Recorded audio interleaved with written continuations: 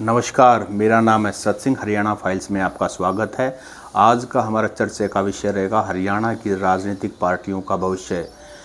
ये टॉपिक इसलिए भी ज़रूरी हो जाता है क्योंकि हाल ही में करीब 4.5 साल भारतीय जनता पार्टी और जजपा का जो गठबंधन है वो टूट चुका है। बीजेपी अकेले 10 की 10 सीटों पर चुनाव लड़ने का ऐलान कर चुकी है, जिसमें से 6 सीटों पर अपने कैंडिडेट्स भी घोषित कर चुकी है। जननायक जनता पार्टी के दुष्यंत चौटाला ने भी कहा है कि वो भी अपना दमखम लोकसभा में दिखाएंगे। कांग्रेस मैदान में है, हालांकि उन्होंने अभी तक कोई भी अपना कैंडिडेट किसी भी लोकसभा से कौन होगा ये पत्ते नहीं खोले हैं। इंडियन नेशनल लोकदल ने कुरुक्षेत्र लोकसभा से अपने सबसे बड़े नेता अभय सिंह चौटाला को मैदान में उतारने का ऐलान किया है। जहां तक इंडिया गठबंधन की बात है, सिर्फ कुरुक्षेत्र सीट ऐसी है जिस पर सुशील गुप्ता का नाम ऐलान हुआ है। बाकी 9 सीटों पर कौन कैंडिडेट होंगे हो सकता है हमें आज या कल में पता लग जाए। ऐसे में नंबर 1, नंबर 2 कांग्रेस और बीजेपी के अंदर हरदम चर्चा होती है, लेकिन हरियाणा में और भी राजनीतिक पार्टियां हैं जैसे इंडियन नेशनल लोकदल, जननायक जनता पार्टी, आम आदमी पार्टी, बीएसपी। इन पर क्या होगा, चर्चा करने के लिए मेरे साथी जोगिंदर कथूरिया जी पॉलिटिकल सर्वेयर हैं, राजनीति पर पकड़ रखते हैं, आंकड़ों के जादूगर हैं। कथूरिया साहब, आपका स्वागत है। बहुत बहुत धन्यवाद। हमें दर्शकों का लगातार प्यार मिलता है। हम जो भी वीडियोस बनाते हैं दर्शक बहुत अच्छे से देखते हैं और फिर कमेंट करके जल्दी नेक्स्ट वीडियो की डिमांड करते हैं। आज आपने जो विषय रखा, हरियाणा की जो राजनीतिक पार्टियां हैं उनका भविष्य क्या नज़र आता है। अभी कांग्रेस और भाजपा के बीच में मुख्य मुकाबला है। बाकी पार्टियां तो केवल दूसरी पार्टियों को फ़ायदा या नुकसान पहुंचाने की पार्टियां बची हैं। मतलब अगर राजनीतिक भाषा में देखा जाए तो जैसे पार्टियां कहती हैं इनके तो उम्मीदवार वोट काटू होंगे। जी, मैं थोड़ा सा इस बात पे कथूरिया साहब ये कहना चाहूँगा, जो इंडिया एक डेमोक्रेटिक कंट्री है और डेमोक्रेसी के अंदर इवन की अगर एक निर्दलीय कैंडिडेट है उसकी भी वही अहमियत है जो एक नेशनल पार्टी की है। तो कांग्रेस बीजेपी चुनाव में है, नंबर 1 नंबर 2 के लिए लड़ाई लड़ रही हैं, लेकिन जो रीजनल पार्टीज़ हैं जैसे इंडियन नेशनल लोकदल है, जेजेपी है, आम आदमी पार्टी है, ठीक है, इनको हम भाषा में कहते थे वोट काटो, लेकिन डेमोक्रेसी में ये वॉइसेस भी बहुत ज़रूरी हैं, इनकी भी अपनी अहमियत है। मैं आपकी बात से बिल्कुल सहमत हूँ। एक चीज़ आप विशेष ध्यान रखिए, ये पार्टियाँ अगर अपने उम्मीदवार को जिताने में सक्षम नहीं हैं, परंतु ये किसी का खेल बना भी सकती हैं, किसी का खेल बिगाड़ भी सकती हैं। लगभग हरियाणा में सबसे पहले तीसरे नंबर की पार्टी आईएनएलडी के बारे में बात करेंगे। आईएनएलडी का कभी पूरे हरियाणा में बहुत ज़बरदस्त वोट बैंक होता था। हाँ, शुरू से ही आईएनएलडी गांवों की पार्टी रही है, ग्रामीण अंचल की पार्टी रही है। शहरों में तो भाजपा के साथ अलायंस करके ही आईएनएलडी सत्ता में आती थी, वरना शहरी वोटर्स आईएनएलडी को शुरू से ही पसंद नहीं करता था। अब हम आईएनएलडी की बात करते हैं तो आईएनएलडी का केवल 3 लोकसभाओं पर अपना बेसिक वोट बैंक 5% के करीब बचा हुआ है। उन 3 लोकसभाओं में पहला तो उनका गृह जिला सिरसा है। सिरसा रिजर्व लोकसभा क्षेत्र होने के कारण वहाँ पर ये खुद चुनाव नहीं लड़ पाते, इसलिए इन्हें बाहर के लोकसभा क्षेत्रों की तरफ देखना पड़ता है। दूसरा जनाधार इनका कुरुक्षेत्र और हिसार में कुछ जनाधार बचा हुआ है। अब ये 3 लोकसभा क्षेत्र ही ऐसे हैं जहां पर आईएनएलडी का अपना जो जनाधार है वो 5% के करीब बचा हुआ है। जो बाकी के 7 लोकसभा क्षेत्र हैं, चाहे वो रोहतक है, सोनीपत है, जहाँ पर भूपेंद्र हुड्डा का प्रभाव ज़्यादा है, वहाँ आईएनएलडी का प्रभाव 2% जो उनका बेसिक बहुत ही पुराना वोट बैंक, जिन्होंने आज तक आईएनएलडी के अलावा किसी को वोट नहीं दी, ताऊ देवीलाल के नाम पर वोट देते हैं, वो भी आजकल दो जगह बट चुका है। कुछ तो दुष्यंत चौटाला की जेजेपी के साथ चला गया, कुछ आईएनएलडी के साथ चला गया, पर वो वोट हमेशा ताऊ देवीलाल जी के नाम पर ही डलता है। अब मैं आपको और बताता हूँ, फरीदाबाद, गुरुग्राम, करनाल, कुरुक्षेत्र के अलावा आगे अम्बाला, इन सीटों पर आईएनएलडी का जो वोट बैंक है वो केवल 2 से 3%। हाँ, कोई प्रत्याशी आता है ऐसा कि उसका अपना भी उस क्षेत्र में जनाधार होता है, तो जब प्रत्याशी मैदान में आते हैं तो आईएनएलडी उस प्रत्याशी के वोट बैंक के सहारे बाकी लोकसभा क्षेत्रों में 3 से 4% मत प्राप्त कर सकती है। और मुझे लगता है कि आईएनएलडी का जो प्रत्याशी, अभी एक ही प्रत्याशी घोषित हुआ है, अभय सिंह चौटाला खुद मैदान में उतरे हैं। 3 लाख के करीब मतदाता हैं, जाट मतदाताओं की बात कर रहा हूँ मैं कुरुक्षेत्र में, तो वहाँ पर अभय सिंह चौटाला मुझे लगता है 8 से 10% तक मत प्राप्त करने में कामयाब हो जाएंगे। तो जीतने की तो भूमिका में आज भी नज़र नहीं आते, परंतु उनकी जो सोच है कि जो अपना पुराना वोट बैंक है उनको किसी भी तरीके से अपने साथ जोड़ा जाए। जहाँ तक इंडिया अलायंस की तरफ से वहाँ सुशील गुप्ता मैदान में आ चुके हैं, और कांग्रेस बीजेपी की तरफ से जिंदल परिवार की भी चर्चा है। और कल एक हवा में चर्चा चली कि रेणु बाला गुप्ता, जो कि करनाल से मेयर हैं, उन्हें यहाँ कुरुक्षेत्र लोकसभा से प्रत्याशी बनाया जा सकता है। जी कदूरे साहब, ये रेणु बाला गुप्ता शायद वही हैं जिन्होंने कुछ साल पहले अखबारों में एक बहुत बड़ी ऐड दी थी कि पंजाबी सीएम है, इतने सालों में पहली बार आया है और इसको वोट नहीं दोगे तो किसको दोगे। शायद ये वही मेयर हैं। हम मुझे देखो, ज़्यादा तो इस घटना के बारे में ध्यान नहीं है, पर मैं वैसे बता रहा हूँ कि ये कुरुक्षेत्र की शायद बेटी हैं। करनाल से ये मेयर का चुनाव जीत चुकी हैं। भाजपा के सामने एक बहुत बड़ी समस्या आन खड़ी हुई है। भाजपा शायद इस बात पर कभी ध्यान नहीं देती थी कि यहाँ किसी वैश्य प्रत्याशी को, बनिया चेहरे को भी हरियाणा में उतारना चाहिए। भाजपा अब जो आम आदमी पार्टी के जो मुखिया हैं वो अरविंद केजरीवाल, वो खुद बनिया समुदाय से आते हैं। यदि यहाँ सुशील गुप्ता मैदान में आते हैं तो भाजपा को इस बात का डर बना हुआ है कि पूरे हरियाणा का वैश्य समुदाय कहीं अरविंद केजरीवाल की तरफ या आम आदमी पार्टी की तरफ ना चला जाए। इससे भाजपा का जो एक नैरेटिव है जाट वर्सेस नॉन जाट, तो एक तरह से ये उनके नॉन जाट वोट बैंक में उस नैरेटिव को भी तोड़ता है। हाँ, तो इसलिए भाजपा मुझे लगता है हर हाल में कुरुक्षेत्र लोकसभा पर वैश्य चेहरा या बनिया समुदाय से अपना प्रत्याशी मैदान में ला सकती है। उसमें पहले जिंदल परिवार का भी नाम चल रहा था। मुझे लगता है कि जिंदल परिवार किसी तरीके से चुनाव मैदान में नहीं आना चाह रहा। यदि उन्हें चुनाव मैदान में आना होता तो पहली लिस्ट में भी उनका नाम ईजिली आ सकता था।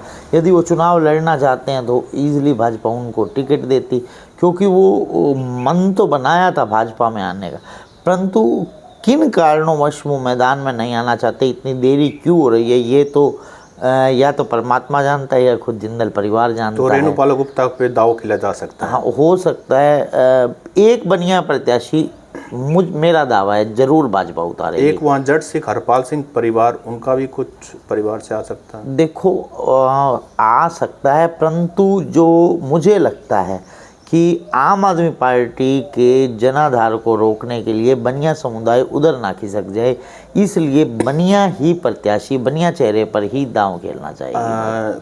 कतूरे साहब, हम अभी इंडियन नेशनल लोकदल की बात करें तो हम अपने ऑडियंस को, जो हमारे नए ऑडियंस है जो शायद वीडियो पहली बार देख रहे हैं, राजनीति को समझने की कोशिश कर रहे हैं, खास करके युवा, उनको बता दें कि इंडियन नेशनल लोकदल ये वही पार्टी है जिससे चौधरी देवीलाल संबंध रखते थे।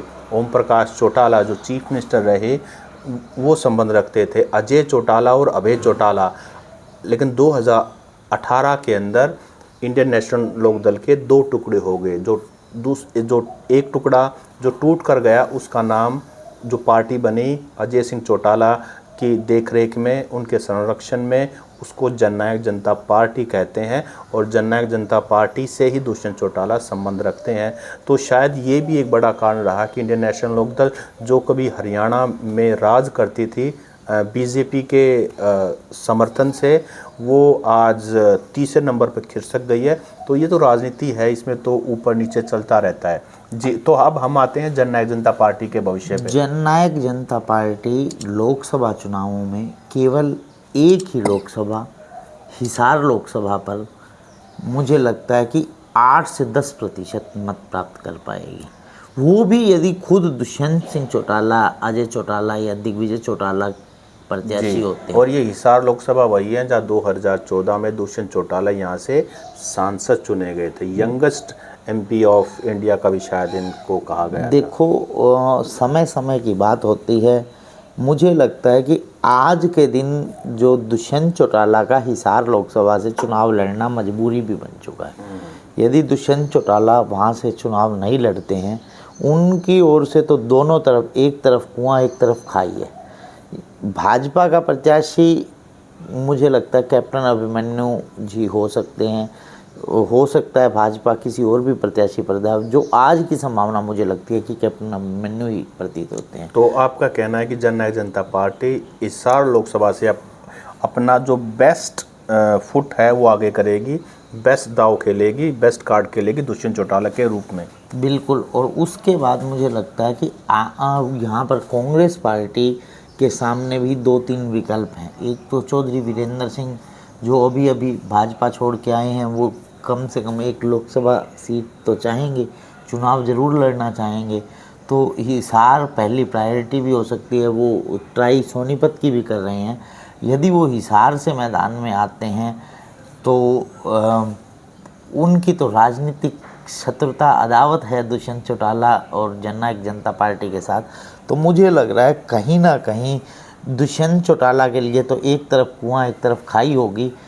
वो अपने वोट बैंक को किसी और पार्टी की तरफ ना खिसके, इसलिए खुद चुनाव मैदान में आकर 8 से 10% मत, लगभग 1 से 1.25 लाख के करीब मत प्राप्त कर पाएंगे, जो आज का सर्वे तो आज की जीतने की पोजीशन में रहेंगे। मुझे लगता है कि तीसरे स्थान पर रहेंगे दुष्यंत चौटाला जी। तो जननायक जनता पार्टी का लोकसभा में भविष्य 1 सीट तक सीमित है और उसमें भी तीसरे नंबर की पार्टी 1 सीट पर बन के रह गई है। मुझे लगता है हरियाणा में ओवरऑल INLD का मत प्रतिशत इनसे अधिक रहेगा, JJP से अधिक रहेगा। और आम आदमी पार्टी मुझे लगता है कि केवल एक ही सीट पर प्रत्याशी उतारा है। आम आदमी पार्टी जो पूरे हरियाणा में वोट प्राप्त करेगी, एक ही सीट पर प्राप्त करेगी, वो जननायक जनता पार्टी और INLD के टोटल वोट बैंक से भी ज़्यादा हो सकता है। तो INLD और JJP की रणनीति से मुझे लगता है कि आम आदमी पार्टी की रणनीति बहुत ही अच्छी रही कि उनके प्रदेश में जितने भी कार्यकर्ता थे उनको सभी को एक लोकसभा में झोंका जा सकता है। एक ही लोकसभा पर इतनी ताकत लगाई जा सकती है, वहाँ अपनी पकड़ मजबूत की जा सकती है। वहाँ उन्होंने अपना बहुत ही मजबूत और सशक्त चेहरा मैदान में उतारा है। देखो, आम आदमी पार्टी एक विज़न, एक थिंक टैंक के साथ काम कर रही है। उन्हें पता है, वो पहले सर्वे करवाते हैं, सर्वे आधारित राजनीति करते हैं। INLD और JJP हवा में तीर चलाने का काम करते हैं कि तुक्के पे लग गया तो बहुत अच्छा, नहीं तो व्यर्थ चला जाता है वो तीर। अब मुझे लगता है कि जो आम आदमी पार्टी 2024 की रणनीति को लेकर काम ही नहीं कर रही हरियाणा में, वो 2029 को टारगेट बनाए हुए 2029 पर नज़र है। तो आम आदमी पार्टी समझती है हरियाणा के माहौल को, क्योंकि अरविंद केजरीवाल जी खुद हरियाणा के जी हिसार के पास सिवानी से संबंध रखते हैं। और उसके बाद दिल्ली भी बिल्कुल साथ लगता, और पंजाब भी, एक तरफ पंजाब है, दोनों तरफ आम आदमी पार्टी की सरकार है। और अब ये देखिए कि एक ना, जब इंडिया अगेंस्ट करप्शन चला था तो एक माहौल बना था कि जो ट्रेडिशनल पार्टियां हैं, पुरानी पॉलिटिकल पार्टियां हैं, चाहे कांग्रेस हो चाहे BJP हो, दोनों देश के लिए वो बदलाव नहीं ला सके जो उन्होंने प्रॉमिस किया था आज़ादी के 70-75 साल के बाद भी। तो आम आदमी पार्टी ने 2012 में जब इंडिया अगेंस्ट करप्शन चला, फिर बाद में केजरीवाल ने पार्टी बनाई, तो एक रे ऑफ होप, आशा की किरण दिखाई थी। तो केजरीवाल उसके बाद दिल्ली में सरकार बनाई, फिर पंजाब में बनाई, और काफ़ी जगह इनकी पकड़ है। एक रिवोल्यूशनरी, ये बीजेपी से भी आईटी के मामले में भी कई स्टेप आगे हैं, क्योंकि पंजाब में इनकी सरकार बनी तो जिस तरीके से इन्होंने मीडिया को हैंडल किया, तो कहा जाता है कि बीजेपी जो है मीडिया को ज़्यादा स्पेस नहीं देती, लेकिन पंजाब में आने के बाद इन्होंने तो मीडिया को बिल्कुल ही स्पेस नहीं दिया। तो कहने का मतलब है कि ये बिल्कुल नई पार्टी है, ये कुछ भी करिश्मा कर सकती है। आपको मैं बताता हूँ, पंजाब में शायद आम आदमी पार्टी की सरकार बनी है 2022 में, और पंजाब के जो अंदर आम आदमी पार्टी 2017 में अपनी उपस्थिति दर्ज करवा दी थी। इस बार आम आदमी पार्टी का टारगेट केवल हरियाणा में अपनी उपस्थिति दर्ज करवाना है। उन्हें पता है कि हम 2024 को लेकर काम ही नहीं कर रहे, हम 2029 को लेकर काम कर रहे हैं। इस बार हरियाणा में आम आदमी पार्टी अपनी केवल उपस्थिति दर्ज करवाना चाहती है, 2029 में मजबूती के साथ चुनाव लड़ना चाहती है। देश को लेकर भी आम आदमी पार्टी ने अपना स्टैंड और अपनी रणनीति बदली। जब शुरू में दिल्ली में सरकार बनी थी तो अरविंद केजरीवाल में एक हवास ही आ गई थी कि पूरे देश में आम आदमी पार्टी का नाम है, पूरे देश में इन्होंने बहुत सारी अधिक लोकसभा बहुत सारे सीटों पर चुनाव भी लड़ा था। प्रोमिनेंट लोगों ने भी आम आदमी पार्टी को ज्वाइन किया था। मैं वही कह रहा हूँ, रे ऑफ होप थी, आशा की किरण थी, बिल्कुल फ्रेश पार्टी थी, कोई पुराना बैगेज नहीं था। अरविंद केजरीवाल की छवि अच्छी थी, अन्ना हज़ार आंदोलन का इम्पैक्ट था, बहुत सारी चीज़ें थी, और कुछ हद तक ये कामयाबी हुए हैं। देखो, कई जगह फिसले भी हैं। मैं आपको एक चीज़ बताता हूँ। जी, अरविंद केजरीवाल। हाँ, तो मैं वही कह रहा था कि अरविंद केजरीवाल को फिर बाद में समझ लगी कि इस तरह से यदि पहले स्टेप से सीधा 10वें स्टेप पे जाएंगे तो ख़त्म हो जाएंगे राजनीति में। अरविंद केजरीवाल की हिम्मत की बात कर रहा था। अरविंद केजरीवाल ने जो संघर्ष करके दिल्ली में एक बार तो सत्ता तक पहुंचा जा सकता है, पर सत्ता तक बने रहना बहुत टफ था। मतलब हमेशा हम जब भी छोटे थे, पेरेंट्स ये कहते थे नंबर 1 बनना तो आसान होता है, पर बने रहने के लिए बहुत हिम्मत की ज़रूरत तो होती है। आपका कहने का मतलब है कि 2024 को लेकर के आम आदमी पार्टी तैयारी नहीं करी, वो लंबी रेस का घोड़ा बनना चाहती है, और 2029 को लेकर के अपनी तैयारी हरियाणा को कर रहे हैं। अब आते हैं बीएसपी पर। बीएसपी हालांकि कहीं पिक्चर में दिखाई नहीं दे रही, लेकिन हम उसको इग्नोर नहीं कर सकते। देखो, बीएसपी का हमेशा से ही हरियाणा में कम से कम 4% वोट रहा है। अम्बाला और गुरुग्राम में तो कभी कभी उन्होंने 20% तक मत प्राप्त किया है। तो मुझे लगता है कि बीएसपी किसी का खेल बनाने और किसी का खेल बिगाड़ने में बहुत अहम रोल होता है। पिछली बार यहाँ पर किशन लाल पंचाल जी शायद बीएसपी के प्रत्याशी थे रोहतक लोकसभा से, तो अच्छे खासे मत प्राप्त किए थे, कई बूथों पर वो जीते भी थे। तो ये चीज़ है कि जो वोट बैंक बीएसपी का फिक्स है वो आज भी उनके साथ जुड़ा हुआ है। उन्हें हार जीत से कोई कुछ इत्तेफाक नहीं होता, वो केवल बीएसपी को ही वोट देते हैं, उन्हें केवल हाथी का निशान दिखाई देता है। तो वो आपको क्या लगता है कि वो बीजेपी की को फ़ायदा करेगा, कांग्रेस को फ़ायदा करेगा? बीएसपी का वोट बैंक जितना बढ़ता है उतना कांग्रेस को नुकसान होता है। जी, तो आज हमने चर्चा की कि जो हरियाणा की राजनीतिक पार्टियां हैं उनका क्या भविष्य रहेगा। आपको ये वीडियो कैसा लगा आप कमेंट करके बता सकते हैं। नमस्कार।